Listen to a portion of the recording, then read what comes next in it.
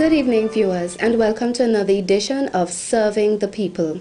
I'm your host, Anissa Batiste. Let us start with a prayer. Father in heaven, please give me your Holy Spirit that I may speak the truth to the people. In Jesus' holy name I pray. Amen. Remember that you may contact me at email address servingthepeople.ab@gmail.com, or you may call me at telephone number 1784-528-1015. I'll repeat the information at the end for your assistance. In this evening's edition, we wish to do two parts. First, we'll take a look at an update on the Bigger Bigs situation in Rabaka. Take a look at this video. Today, I am here with Mr. Leon Samuel of Bigger Trucking. I had promised to come back and visit him and his workers to get some more information about their situation and how it is affecting them, and how it is affecting and will affect St. Vincent and the Grenadines in terms of you, the Vincentian people. So with me I have Mr. Leon Samuel, who's the owner of Bigger Trucking. Welcome once again to our program, Mr. Samuel. And he said we must welcome you again back to Bigger Trucking. Thank you. Thank you very much. Now, since the last time we met, there has been many things happened. I know that you and some members of your staff protested during one of the recent protests against what was happening to you and so on. And I saw you at another protest as well, standing up for rights and freedoms. I want to just give a little update of your situation since that last time. Just state the facts as they are in terms of what has happened. And I just want the public to know how really this thing has affected you. Not just you personally, but your business, your workers and their lives. What really has happened since this news that you've been given saying you must stop mining at Rabaka? Well, Anissa, I must say and let the people know that nothing hasn't changed.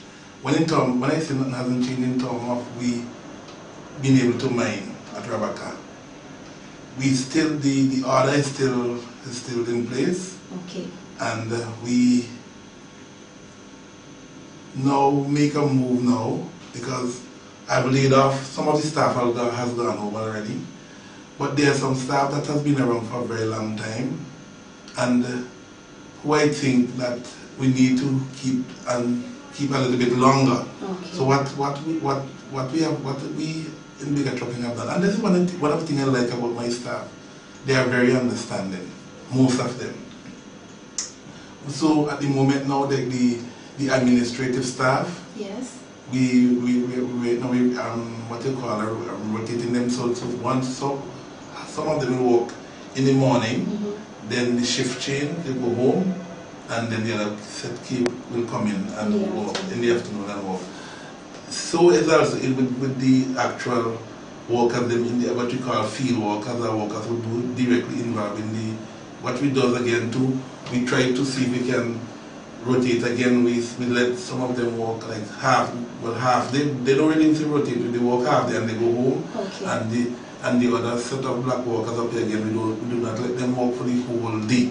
Sometimes the reasons is that there's a limited amount of material that we have at Rabaka, because when we got the order to stop, we had a stockpile. Okay. So we are trying to see how long we can blast. Yeah. So what we are doing now, we are using you could say we are around about say 45% of our production capacity. Right. Yeah, just because we want to make sure that every day people could still see us around still, because if we shut down, then the equipment start to deteriorate and things like that. So we are using our creativity at the moment to stay alive, as long as we can. I can testify to what you just said about the whole rotation situation, because when I was coming in here to visit you, I actually heard one young man, there were about 3 of them, like they were leaving, and one of them was grumbling and saying, half day again. every minute is half, you know, it might as well be stop work. No, seriously, I heard one of them say that to the other. And you see that, and you see, so that means you hold it from the time you enter. Yes. You see what I mean? And I did not even realize that because I'm in the office here. Yeah. You see that? And this is how it is. It is because I know it will be rough on them, and for the mere fact is that here used to get, like, let me say, $1, but now it boils down to 50 cents. But one of the things I always remember in my management is my mother, who have a lot of wisdom. She does normally say half a bread or a goat for today better than a whole kettle a year. So we basically come down to that, where we are just trying to do things like we have a bread and try to share it around to make sure everybody get a piece of it, of that bread. Well, I know I'll have a chance to speak to some of the workers and hear their personal views and how it's affecting them, but let me ask you this too. Since you've laid off some people and you have some on shift system, do you have an estimate of like how long you'll be able to do this? I mean, will it come to the point where everybody has to stop? Obviously, if long as this order has to continue to be enforced, we're going to get to that. As I said, we are only trying to see if we can drown it out to see how long it will last, to see if somebody will have a heart. You know what I mean? Have you sought any sort of dialogue with the authorities on what seems to me to be this heavy-handed decision so suddenly on you that is seriously having impacts? Is there any opportunity for you to speak to them about the situation and see what can be arrived at? Because I mean, people's lives are being affected here, and their livelihoods. Well, I went out and we are trying to have dialogue. We still are waiting. Because we have sent out our request, and we still are waiting to see if we will have that dialogue. But how long ago have did you send that request? This is heading for this Wednesday will be 3 weeks now since we would have and no response. And no response up to that. In the meantime, you've had to lay off workers and you have to put people on rotation. Yes. And that's the reason why on the picket line somebody asks the question how I feel about it, and I am saying we used to have a loving country. We used to love one another, and I will go back again and say, ask the question again right now, and he said, when did we get so cold-blooded in this country? I tell you, I have never seen this country so in all my life, where we have become so cold-blooded against one another. So insensitive. Let me ask you something. How is the stopping of your mining at Rabaka going to affect the whole issue of block prices, the prices of blocks, because you want the main block makers? The largest, we will want to see, we believe that we are the largest manufacturer of block in the country. And the distinction between you and the other manufacturers is that you have your own land at Rabaka that you are mining, so that original material that is involved, you are getting it from your own property. You didn't have to buy it from someone else, so there wasn't that extra cost. No. So explain to the people how, when Bigger stops making blocks because he can no longer mine on his land, how is that likely to affect the cost of blocks, the price of blocks for persons who are in building and have to build their homes or whatever they have to build?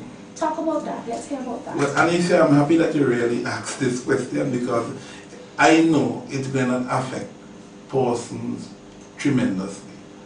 One is that, as I said a while ago, that we have our own mine, sand mine at Rabaka, where and it was deliberately done. It was one of our main goal that we had was to own of our own mine, that we can have material, because by doing that now we'll be able to keep the cost of our production down, and keeping the cost of our production down, hence we then pass that on to our customer.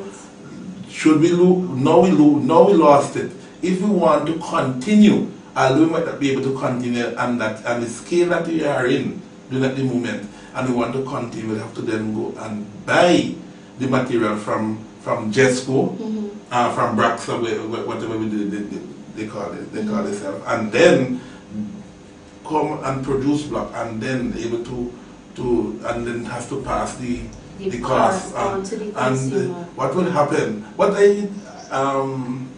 It will then affect the price tremendously. But what will going to happen? It will be very, very difficult for us really to buy the raw material to produce block and sell, because we have a very high overhead. We have our big loan to pay. We have other expenses. So it will be very, very difficult for us. It will definitely come down to where we just cannot do it anymore. This will be the end of bigger trucking. Long and short about it. But one of the observations I'm making is that if where you have to now buy from another source, in this case Braxa, I mean, the state is going to be making more money while you, the local business investor, the common man, as I like to put it, will be at a disadvantage. This is what this decision has done. It will give the state more power. Yeah, but Anisia, but if I venture to say this, in 2001, and we mustn't forget this, when this administration got into office, and I'm talking the truth, everybody knew that Rabaka was a free for all. The most you used to have at Rabaka is the loading cost. After 2001 March, I think it's 7 months after they won, in November, nobody could not have gone back to Rabaka, but just got that time, which is now Braxa. Now what happened? What has happened? To see that this was done to put the state in control, is that I have never seen more black makers spring up in the country from that. Because you know the reason why it was done is that it would have brought more sales to Braxa. So somebody might go to the minister and tell anyone something to do, go and start to make blocks. Because what will happen? Braxa was the only supplier of the material at that time. So then Braxa was the one who had the whole monopoly. Yes, just right. And then they were the one responsible to sell all the material. And then is when bigger trucking was having a difficult time, because we had also compete with all of these other black makers that were springing up throughout the whole entire country. Right? So what we did is that we said the only way we can survive in this whole thing is to get our own mine at Rabaka. And that is what kept us alive till now, as we would have died a long time ago. I want to ask you another question about your workers. As far as you know, are all of your workers supporters of one or the other party in any one way?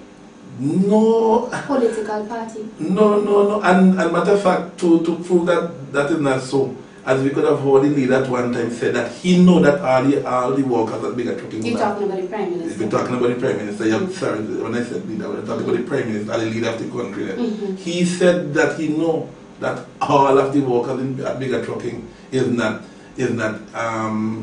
NDP. So even though he saw them in town demonstrating, he would realize to himself is all the person who are there demonstrating is not really NDP, so but they are there because they have a job to do. And all of them, the fact is, all of them will be affected. But yeah, all of them will be affected. But as I said to people when I see them off camera, and so sometimes the people do tend to show that they are in control. They are the ones who wield the power, and I think that is exactly what is happening in Simmons right now.